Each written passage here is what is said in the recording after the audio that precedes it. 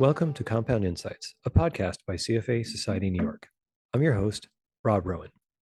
Today we're talking about all the good research and insights that you probably missed from CFA Institute.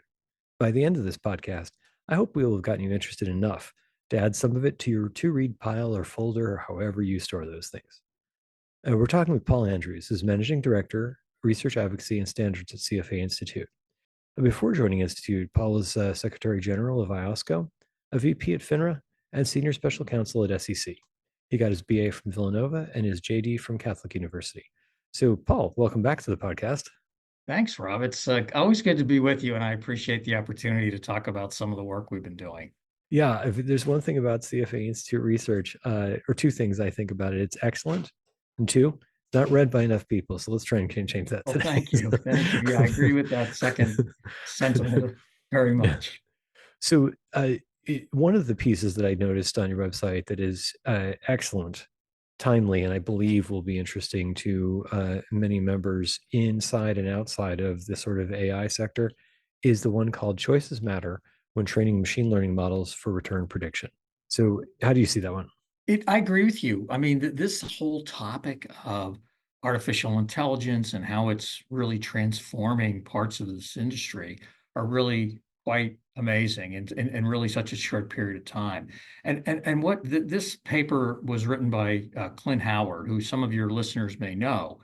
And what Clint does in the papers is he basically takes the view that when you apply machine learning to a cross-sectional stock return prediction, it really requires careful consideration of the the modeling choices that you make. And what he found in the note, and I don't want to spoil too much of the article, and I'd love for your readers, our listeners, to go and look at it.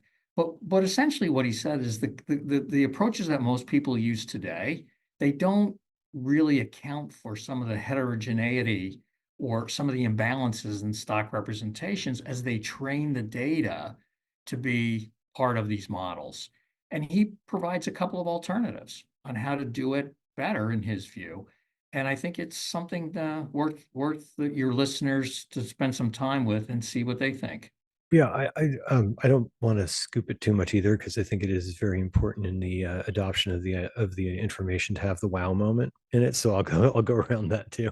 But the reason I thought this was exceptionally interesting is because we've for a while had here at CFA New York events where we talked about the issues around training models, and a lot of those things came from academia, which was very early in understanding that even the social biases in people were being transferred into the models they were training. Right. What he does is puts it into a financial services framework that every member can understand. Every member is probably working with this. Even if you think you're not a quant shop, you should pay attention to this because some of the data providers that you're buying from have this problem. hmm So, You're exactly right. I couldn't agree with you more. so moving on, there was a lot in AI in the last couple of weeks here. So you had also two exceptionally practical views. The of a topic that has probably got a little too much hype, and that is there were two papers I'm talking about. One is called "Dangers and Opportunities Posed by the AI Skills Gap in hmm Investment Management," and I thought that was really interesting. I hadn't really seen that kind of application. And navigating the risks of AI in finance, data governance, and management are critical. So tell us what you think about those two. Yeah, I agree with you, and I'm glad you paired them together because they are somewhat related in at least concept and not approach necessarily, but just in the big picture, if you will. So let me take the skills gap, and essentially this what I find really interesting about this one is that the premise one of the premises of the piece is that artificial intelligence can really help restore the primacy of active management. And I think that that will be an interesting viewpoint for your listeners to think about and see whether they agree with it or not. But what he also says, Phillips, is that you know the skills gap that we see could be a real opportunity. And that's one of the interesting aspects of it. And he highlights two key areas where this is probably the biggest challenge, which is in investment managers who are facing a lot of pressure from their clients about whether they are using artificial intelligence or they're not using artificial intelligence, et cetera, in their work on a day-to-day basis. And the other group he mentions are manager researchers, because these are the gatekeepers for whether or not strategies using AI are approved or not approved. Right. And without necessary skills of understanding how these models work, it's really a challenge. And so he also sort of highlights the challenge of AI washing. And we've heard of Right. greenwashing, we've Right. heard of DEI washing, and now we have AI washing. And that's why he thinks it's understanding the basics are going to be so important going forward. And I think he's right about that. Yeah, So just to decide, I love the attachment of washing to almost everything. If any of you follow Cliff Asness, the founder of AQR, on any social media, he attaches words that I had never thought to washing. so, it's but become quite an in vogue sort of approach when you're trying to do something that really doesn't exist in some way. right, right, he does a lot of that.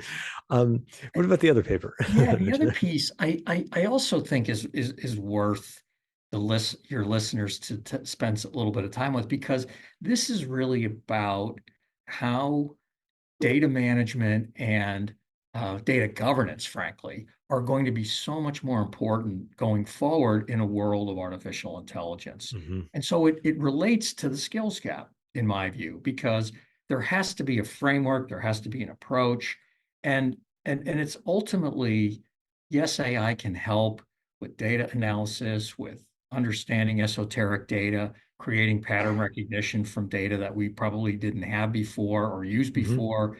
Yep. There's now so much unstructured data that's being used.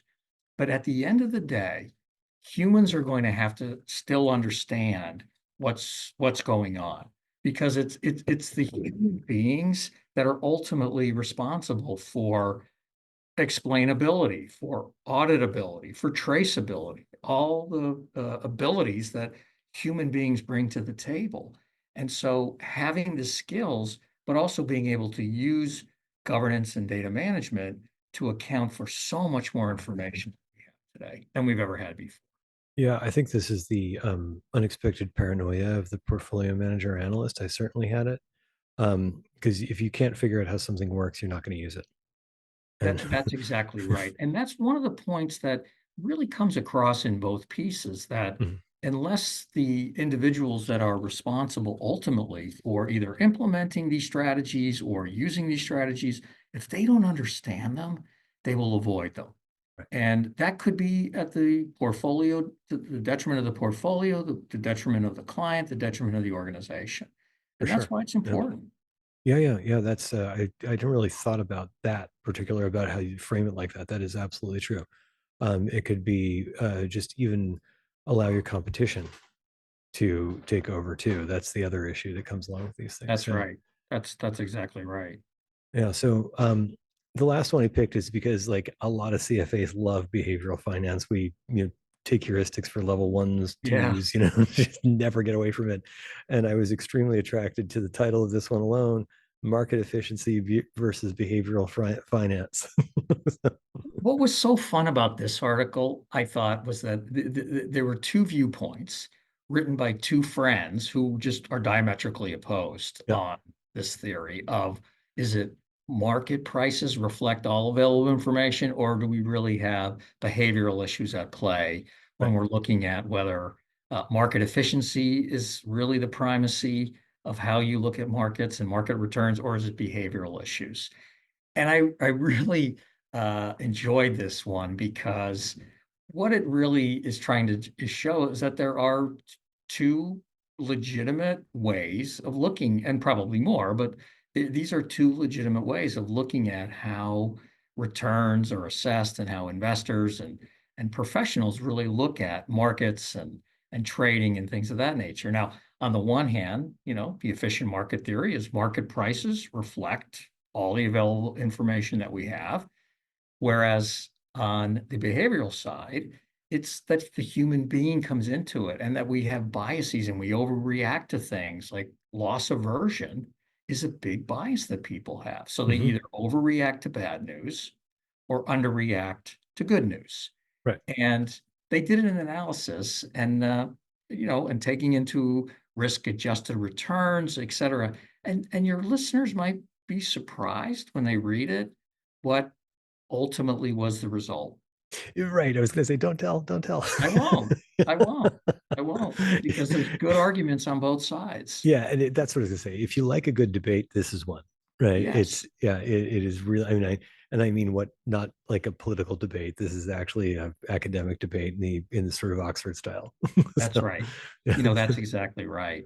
And one thing I did want to also highlight in terms of some of the work also Mhm. that we're doing is if we go back to AI, within the next few months, let's say between October and December, our plan is to produce even more work on AI, and Okay. particularly around some of the tools that are actually being used in the investment workflow today.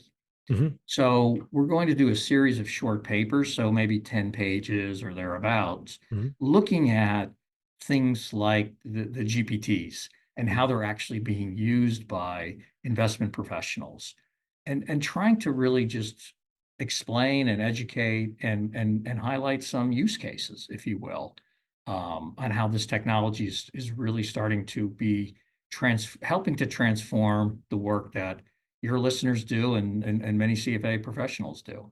That sounds valuable. So when might we be able to expect to see that We series we are start? we are working on the series right now, and the intention is to publish the first one probably in October, Okay. which is going to lay out exactly what we're doing. So it's Mhm. about 10, 12 pages long, and then several weeks after that, then we'll publish the 4 or 5 papers that come underneath the overarching approach that we're doing. So there'll be essentially a package. Okay, great. And I presume those will fall under the same programming rules that the rest of your work does. That you have to be a CFA Institute member to access it. No, these will be available to everyone. We want to Okay. make this available. What Okay. we're toying with now is creating some tools that would underlie or be part of the research paper. And so if we Okay. create those tools will go behind the gate for members only. Okay. Okay. So there you go. That's the that's that's the hook for membership. That's right. And That's exactly right. that sounds fantastic. Well, and that'll dovetail nicely. We have a couple of AI events coming up in the fall also. So we will certainly be make members CFA New York who attend those events very aware of what is out there. That would be wonderful. Thank you. Thanks for doing that. Well, yeah. So, Paul, thank you for being here again, and thanks for telling people the story of what they might have missed, and and hopefully we got some people to go get those downloaded and read this weekend. I hope so too, and thanks for having me. I hope we gave enough cliffhangers that people will go take a look and see what's out there. I think So we did. I I appreciate you having me. All Thank right. you.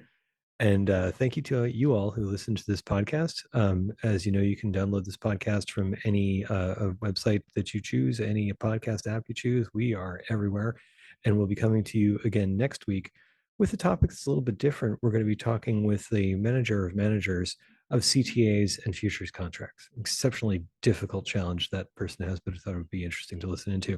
So that's our next podcast. Until then, this has been Compound Insights, and I'm Rob Rowan.